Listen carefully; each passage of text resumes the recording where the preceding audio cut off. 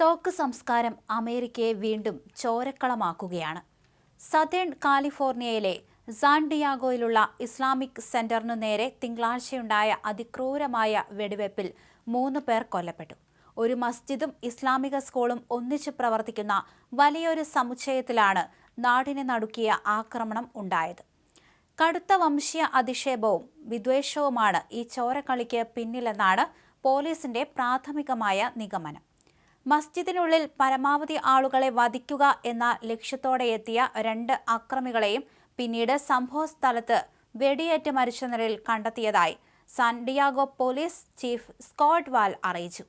ഇവർ പരസ്പരം വെടിവെച്ചതോ അല്ലെങ്കിൽ സ്വയം വെടിവെച്ച് ജീവൻ ഒടുക്കിയതോ ആകാമെന്നാണ് നിഗമനം. ആരാധനാലയം ലക്ഷ്യമിട്ടാണ് അക്രമികൾ എത്തിയത് എന്നതിനാൽ ഇതൊരു വംശീയ വിദ്വേഷ കുറ്റകൃത്യമായി കണക്കാക്കിയാണ് പോലീസ് അന്വേഷണം ആരംഭിച്ചിരിക്കുന്നത്.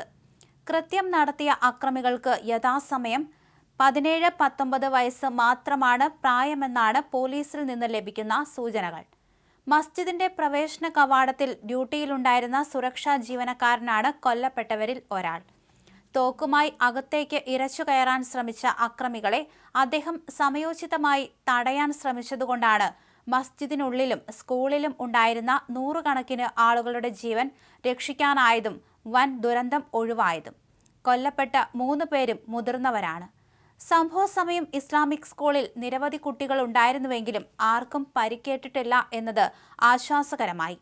തങ്ങളുടെ ഇസ്ലാമിക് സെന്റർ മുസ്ലിങ്ങൾ അല്ലാത്തവർക്ക് വരെ ഒന്നിച്ചിരിക്കാനും പ്രാർത്ഥിക്കാനും പഠിക്കാനുമുള്ള ഒരു പൊതു ഇടമാണെന്നും സമാധാനം പുലരേണ്ട ആരാധനാലയങ്ങൾക്ക് നേരെ ഇത്തരം വിദ്വേഷ അക്രമങ്ങൾ നടത്തുന്നത് അങ്ങേയറ്റം ഭയാനകവും ദൗർഭാഗ്യകരവുമാണെന്ന് മസ്ജിദിലെ ഇമാം താഹ ഹസൻ പ്രതികരിച്ചു.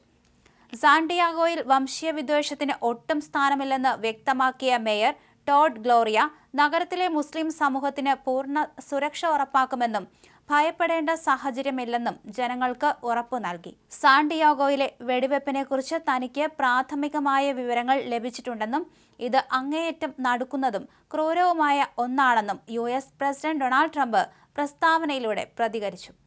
US കോൺഗ്രസ് അംഗം Sara Jacobs, California governor Gavin ന്യൂസത്തിന്റെ ഓഫീസ് എന്നിവരും ആക്രമണത്തെ ശക്തമായ ഭാഷയിൽ അപലപിച്ചു.